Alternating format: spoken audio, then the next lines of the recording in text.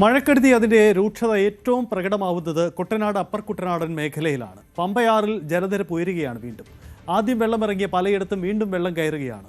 ആറന്മുള ചെങ്ങന്നൂർ മേഖലകളിലാണ് ഗുരുതരമായ പ്രതിസന്ധി രൂപപ്പെടുന്നത്. വീടുകളിൽ കുടുങ്ങിയവരെ സുരക്ഷിതങ്ങളിലേക്ക് മാറ്റാൻ മത്സ്യത്തൊഴിലാളികളെ അടക്കം കളത്തിലിറക്കിയാണ് ഇപ്പോൾ രക്ഷാപ്രവർത്തനം നടക്കുന്നത്. വെള്ളം ഇറങ്ങിയത് കണ്ട് വീടുകളിലേക്ക് വീണ്ടും തിരികെ എത്തി അവർ വീണ്ടും പ്രതിസന്ധിയിൽപ്പെട്ടു. അവരെ വീണ്ടും ക്യാമ്പിലേക്ക് മാറ്റുന്നു എന്നതാണ് സാഹചര്യം. നിരവധി ആളുകൾ വീടുകളിൽ കുടുങ്ങിക്കിടക്കുന്നു എന്ന റിപ്പോർട്ടുകളും വന്നു. ചെങ്ങന്നൂർ, പാണ്ടനാട്, തിരുവനന്തപുരം പഞ്ചായത്തിൽ ഗുരുതരമായ ഒരു പ്രതിസന്ധി കൂടിയുണ്ട്. കാരണം MC റോഡിന് താഴ്ഭാഗത്തേക്ക് വീണ്ടും വലിയ തരത്തിൽ വെള്ളക്കെട്ട് അനുഭവപ്പെടുന്നു. വെള്ളമിറങ്ങിപ്പോകുന്നില്ല, ഗുരുതരമായ സാഹചര്യം രൂപപ്പെടുന്നു. MC റോഡിലും വെള്ളം കയറിയെന്ന വിവരം കൂടി വരുന്നു. തിരുവല്ലയ്ക്കും ചെങ്ങന്നൂരിനും ഇടയിൽ കുറ്റൂരിലാണ് വെള്ളം കയറിയത്. ഗതാഗതം പൂർണ്ണമായും തടസ്സപ്പെട്ടിരിക്കുകയാണ്. ജലനിരപ്പ് ഉയർന്നതിനെ തുടർന്ന് മൂഴിയാർ ഡാമിൻ്റെ ഷട്ടറുകൾ ഉടൻ തുറക്കാനുള്ള സാധ്യത നേരത്തെ അറിയിച്ചിരുന്നു. ഇതോടെ റാന്നിയിലടക്കം വീണ്ടും ജലനിരപ്പ് ഉയരാനും സാധ്യതയുണ്ട് എന്നതാണ് നമുക്ക് മനസ്സിലാവുന്ന കാര്യം. തിരുവല്ലയാണ് മറ്റൊരു പ്രതിസന്ധിയിൽപ്പെട്ടിരിക്കുന്ന ഇടം. തിരുവല്ലയുടെ നിരണമടക്കമുള്ള ഇടങ്ങളിലെ പല വീടുകളിലും വെള്ളം കയറി ആളുകൾ വീടുകളിൽ കുടുങ്ങി കിടക്കുന്ന സാഹചര്യമുണ്ട്. 2 നിലയിലുള്ള വീടുകളിൽ ആളുകൾ പൂർണ്ണമായും മുകളിലെ നിലയിലേക്ക് താമസം മാറ്റുന്ന സാഹചര്യം പോലും ഉണ്ടായിരിക്കുന്നു. ഗുരുതരമായ പ്രതിസന്ധിയാണ് ദൃശ്യങ്ങൾ കാണുന്നത്. തിരുവല്ല മേഖലയിലെ വെള്ളക്കെട്ടാണ്. നോക്കൂ വീടുകളിലെ അവസ്ഥ, എത്ര ഗുരുതരമായ സാഹചര്യമാണ് അവിടെ ഉണ്ടായിരിക്കുന്നതെന്നതാണ് നാട്ടുകാർ അവിടുത്തെ പ്രതിസന്ധികൾ പങ്കുവയ്ക്കുന്നത്.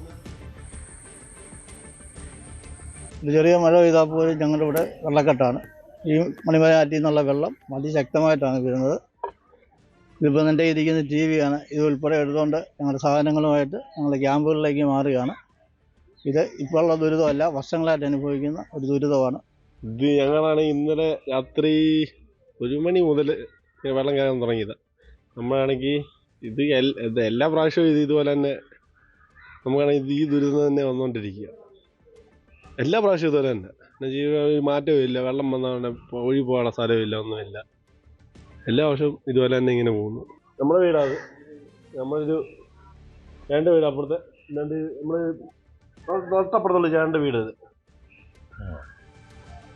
ഇവിടെയൊക്കെ ആണെങ്കിൽ അവരാണ് ഇന്ന് രാവിലെ ഒരു 4-5 മണിയായപ്പോൾ അവരാണെങ്കിൽ വീട്ടിൽ വെള്ളം കയറി ഭയങ്കര ഇതൊക്കെ ആയിട്ട് അവരാണെങ്കിൽ അവരുടെ ഡ്രസ്സും സാധനം എല്ലാം നനഞ്ഞ് കുതിഞ്ഞ് ഇവിടെ കിടപ്പുണ്ട്. അപ്പുറത്തും അതുപോലെ തന്നെ എല്ലാ വർഷവും കാലവർഷത്തിൽ ഇവിടെ വെള്ളം കയറുന്ന. ഇന്നലെ രാത്രി 10:30 തൊട്ട് വെള്ളം കയറാൻ ഞങ്ങൾ ഒരു തുള്ളി ഉറങ്ങാതിരിക്കുക. സർക്കാർ ഇതൊക്കെ വന്ന് കാണണം നേരിട്ട്. വീടിൻ്റെ മൊത്തം സാധനം പോയിരിക്കുന്നു. ഉള്ള 10-16 വീടുകളുണ്ട്. ആ വീട്ടിലെല്ലാം വെള്ളം കയറി. ആരും ഇന്ന് എത്ര നേരമായിട്ട് വിളിച്ചു പോലും ചോദിച്ചിട്ടില്ല. എന്നോട് ചോദിച്ചിട്ടില്ല. എൻ്റെ കാര്യം ഞാൻ പറഞ്ഞത്. കണ്ടു നോക്ക്, അവിടെ ഞങ്ങളുടെ പെരയ്ക്കകത്ത് തന്നെ എനിക്ക് മുട്ടിന് മേളിൽ വെള്ളമായി. ഇതിനെന്തൊരു നടപടി സ്വീകരിക്കണം സർക്കാരിൻ്റെ ഭാഗത്തുനിന്നും മുനിസിപ്പാലിറ്റിയുടെ ഭാഗത്തുനിന്നും. എല്ലാ വർഷവും ഉള്ളതാണ് വെള്ളപ്പൊക്കം. എല്ലാ വർഷവും ഉള്ളതാണ്. ഈ വെള്ളം വരുമ്പോൾ എല്ലാ ആണ്ടോടാണ്ടും ഇവിടെ ഈ ഷട്ടറിൻ്റെ ഇത് കാര്യം പറഞ്ഞ് അതിനൊന്നും ആരും മാറ്റി വെക്കത്തില്ല, അതിനോട്ട് ഇറങ്ങി തിരിക്കത്തുമില്ല. കോട്ടത്തോട് ഞങ്ങൾക്ക് തെളിച്ചിട്ടാണ്. ഞങ്ങൾക്ക് ഇത്രയും വെള്ളത്തിന് ബുദ്ധിമുട്ടില്ല. കോട്ടത്തോട് ഈ അടച്ചു വെച്ചിരിക്കുന്നതുകൊണ്ടാണ് ഈ വെള്ളം മുഴുവൻ ഈ വഴിയെ കൂടെ വേണം, തിരിച്ച് ഈ വഴിയെ കൂടെ തന്നെ വേണം വെള്ളം ഒഴുകി പോകാൻ. ഇത് എല്ലാ വർഷമുള്ള ഈ ദുരിതം. തിരുവല്ല മേഖലയിൽ നിന്നുള്ള കാഴ്ചകളാണ് നമ്മൾ കാണുന്നത്. തീരുന്നില്ല. ഈ ചെങ്ങന്നൂർ അടക്കമുള്ള മറ്റ് മേഖലകളിലെ അവസ്ഥ ഒട്ടും വ്യത്യസ്തമല്ല.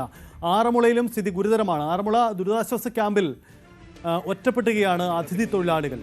2 ദിവസമായി അവർക്ക് ഭക്ഷണമില്ലെന്ന് പറയുന്നു. ഒറ്റമുറിയിൽ 26 പേരാണ് കഴിയുന്നത്. വൈദ്യുതിയും ഇല്ലാതായതോടെ വലിയ ദുരിതത്തിലാണ് അവിടുത്തെ തൊഴിലാളികൾ എന്നതാണ് സാഹചര്യം. ഇല്ല ഒന്നും കിട്ടിയില്ല. 3 ദിവസമായി. ശനിയാഴ്ച രാത്രി 8:30 ഇവിടെ വന്നിട്ട് പിന്നെ ഇപ്പോൾ വരെ ഈ സമയം വരെ ഒന്നും കിട്ടിയില്ല. പിന്നെ ഇന്നലെ വൈകിട്ട് മാത്രം നമുക്ക് ഈ കുറച്ച് വെള്ളം കുപ്പികളോ ഒരാൾ പറഞ്ഞ ഇതേ കൊണ്ട് കുഴി, വേറെ ഒന്നും കിട്ടിയില്ല. ശശിനാരായണൻ നമുക്കൊപ്പമുണ്ട്. ശശിനാരായണൻ, സംസ്ഥാനത്ത് ഏറ്റവും രൂക്ഷത അനുഭവപ്പെടുന്ന മേഖല ഈ ആറന്മുള, ചെങ്ങന്നൂർ, തിരുവല്ല അടക്കമുള്ള മേഖലകളായി മാറിയിരിക്കുകയാണ്. കാരണം അവിടുത്തെ വെള്ളം ഇറങ്ങി പോകുന്നില്ല എന്ന സാഹചര്യം. ഇപ്പോൾ ഈ സംസാരിച്ച അതിഥി തൊഴിലാളികൾ അവർ ഏത് ക്യാമ്പിൽ കഴിയുന്നവരാണ്? എന്താണ് അവസ്ഥ? കാരണം 3 ദിവസമായി ഭക്ഷണമില്ലെങ്കിൽ അത് ഗുരുതരമായ പ്രതിസന്ധിയാണല്ലോ.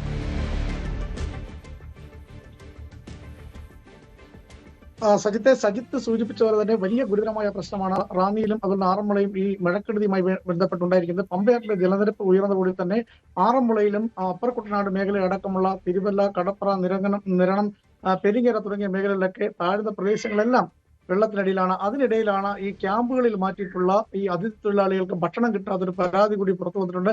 എന്തായാലും ഈ വിവരം അറിഞ്ഞതിന് ശേഷം പിന്നീട് അവർക്ക് വെള്ളവും ഭക്ഷണവും എത്തിച്ചെന്നുള്ള വിവരമാണ് നമുക്ക് ലഭിക്കുന്നത്. MLA അബിൻ വർക്കി ഇടപെട്ടത് ചെയ്തെന്നുള്ളതാണ് പറയുന്നത്. പക്ഷെ അവർ 3 ദിവസം, ശനിയാഴ്ചയാണ് അവർ ക്യാമ്പിൽ എത്തിച്ചത്. പിന്നീട് അവർക്ക് കഴിഞ്ഞ ദിവസങ്ങളിലൊന്നും, ഈ ശനിയാഴ്ച ഞായറാഴ്ച അടക്കം ഇന്ന് രാവിലെ വരെ അവർക്ക് ഭക്ഷണം കിട്ടിയില്ല, വെള്ളം കിട്ടിയില്ല എന്നുള്ള വിവരമാണ് അതിഥി തൊഴിലാളി പങ്കുവച്ചത്.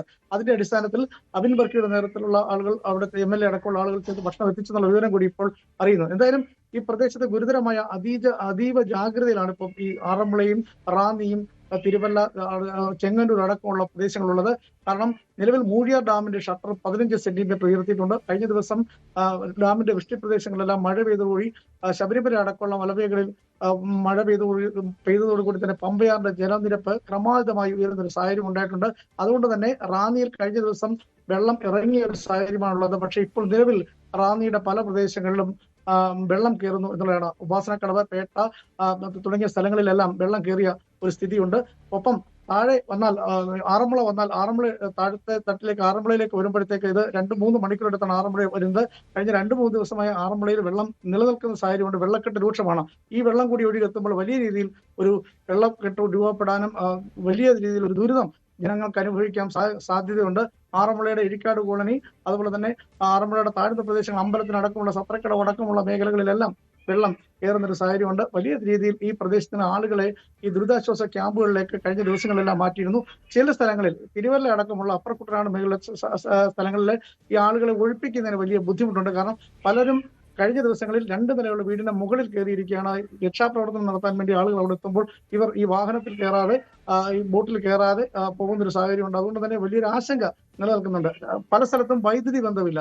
അതുകൊണ്ട് തന്നെ ഇവരുമായുള്ള ഫോൺ ബന്ധം ഇല്ലാതെ വന്നാൽ രാത്രി ആയി കഴിഞ്ഞാൽ അത് വലിയ അപകടകരമായി മാറും എന്നുള്ളതാണ് രക്ഷാപ്രവർത്തകരെ സംബന്ധിച്ച് ആശങ്കയിലാക്കുന്നത്. എന്തായാലും തിരുവല്ലയിലും പെരിങ്ങര, കടപ്പുറ തുടങ്ങിയ മേഖലകളും MC റോഡിലെ ഗതാഗതം ഏകദേശം വെള്ളം കയറി പൂർണ്ണമായും തടസ്സപ്പെട്ട ഒരു സ്ഥിതി കൂടിയുണ്ട്. തിരുവല്ല മേഖലയിൽ, അപ്പർ കുട്ടനാട് മേഖലയിലാണ് വലിയ രീതിയിലുള്ള ഈ വെള്ളത്തിന്റെ ദുരിതം. ഇപ്പോൾ താഴ്ന്ന പ്രദേശങ്ങളെല്ലാം ഓരോ വീടിന്റെയും ഒരു 2ാമത്തെ നിലയൊക്കെ മുങ്ങുന്ന സ്ഥിതിയിലേക്ക് കാര്യങ്ങൾ പോയിട്ടുണ്ട്.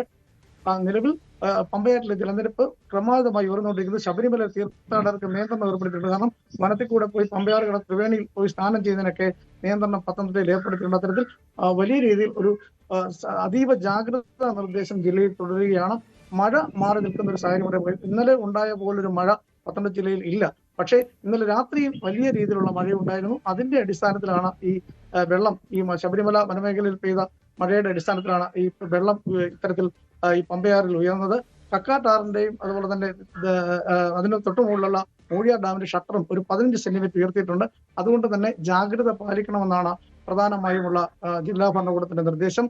എന്തായാലും മന്ത്രി PC വിഷ്ണുനാഥ് അടക്കമുള്ള മന്ത്രിമാർ, AP അനിൽകുമാർ അടക്കമുള്ള മന്ത്രിമാർ ജില്ലയിലുണ്ട്. സ്ഥിതിഗതികൾ വിലയിരുത്തുന്നുണ്ട്. ഉദ്യോഗസ്ഥന്മാർ ബന്ധപ്പെട്ടുകൊണ്ട് എവിടൊക്കെ ബുദ്ധിമുട്ടുണ്ടോ അവിടെല്ലാം രക്ഷാപ്രവർത്തനം നടത്താനുള്ള സാഹചര്യമാണ് പത്തനംതിട്ട ജില്ലയെ സംബന്ധിച്ചുള്ളത്. എന്തായാലും കഴിഞ്ഞ 2-3 ദിവസമായി ഈ അതിതീവ്ര മഴയുടെ ഭാഗമായി പത്തനംതിട്ടയിൽ സമാനതകളില്ലാത്ത ദുരിതം പ്രദേശത്ത് താമസിക്കുന്ന ആളുകൾ അനുഭവിക്കുന്നു. അതിനിടയിൽ ചില സ്ഥലങ്ങളിൽ ക്യാമ്പുകളിൽ ആളുകൾക്ക് താമസിക്കാൻ കഴിയാത്ത സ്ഥിതമായ ചില പരാതികൾ കൂടിയുണ്ട്. അത്തരം കാര്യങ്ങൾ ഉടൻ പരിഹരിക്കുമെന്നുള്ള കാര്യം കൂടി MLA വ്യക്തമാക്കിയിട്ടുള്ള അതിനുള്ള നടപടികളും സർക്കാർ സ്വീകരിക്കുന്നതാണ് വ്യക്തമാക്കുന്നത്. എന്തായാലും ജലനിരപ്പ് ഇനി ഉയർന്നാൽ സ്വാഭാവികമായും റാന്നിയിലും അതുപോലെ തന്നെ ആറന്മുളയിലും ചെങ്ങന്നൂരും അതുപോലെ കോഴഞ്ചേരി അടക്കമുള്ള ഭാഗങ്ങളിലേക്ക് ജലനിരപ്പ് ഉയർന്നാൽ അത് വലിയ ബുദ്ധിമുട്ടുണ്ടാക്കാനാണ് സാധ്യത. മലയോര മേഖലയിലെ മഴ ഇനി തുടർന്നാൽ വലിയ രീതിയിൽ ബുദ്ധിമുട്ടുണ്ടാക്കും. മറ്റൊരു ആശ്വാസമുള്ള കാര്യം, പമ്പ, കക്കി ഡാമുകളുടെ ജലനിരപ്പ് ക്രമാതീതമായി ഉയർന്നിട്ടില്ല. കാരണം ഡാമുകളിൽ വെള്ളം കുറവാണ്. അതുകൊണ്ട് തന്നെ ആ ഡാമുകളിലേക്ക് ഒഴുകിയെത്തുന്ന നീരൊഴുക്കിന്റെ അളവും കുറവാണ്. അതുകൊണ്ട് അവിടെ ആശങ്കപ്പെടേണ്ട സാഹചര്യമില്ല. എന്നാൽ ഈ മൂഴിയാർ ഡാമിന്റെ ഷട്ടർ ഒരു 15 സെന്റിമീറ്റർ മാത്രമാണ് ഇപ്പോൾ തുറന്നിട്ടുള്ളത്. അത് വലിയ കാര്യമായ ഒരു വർധനവ് കാരണമില്ലെന്നാണ് അധികൃതർ വ്യക്തമാക്കുന്നത്. എന്നാലും തീരത്തുള്ള കക്കാട്ടാറിന്റെ തീരത്തുള്ള ആളുകൾ ജാഗ്രത പാലിക്കുന്ന ഒരു നിർദ്ദേശം ഇപ്പോൾ നൽകിയിട്ടുണ്ട്. അത് അടിസ്ഥാനമുള്ളൊരു മുൻകരുതലും എടുത്തിട്ടുണ്ട്. പക്ഷേ തിരുവല്ലയിലാണ് അതിരൂക്ഷമായ രീതിയിൽ ആളുകൾ പുറത്തിറങ്ങാൻ കഴിയാത്ത രീതിയിൽ വലിയ ബുദ്ധിമുട്ട് അനുഭവപ്പെടുന്നത്. എന്തായാലും അവിടെ പല രീതിയിലും ആളുകളെ രക്ഷപ്പെടുത്തി ഈ ക്യാമ്പുകളിലേക്ക് മാറ്റാനുള്ള ഒരു നടപടികൾ ഇപ്പോൾ അധികൃതരുടെ ഭാഗത്തു നിന്ന് ഉണ്ടാകുന്നുണ്ട്.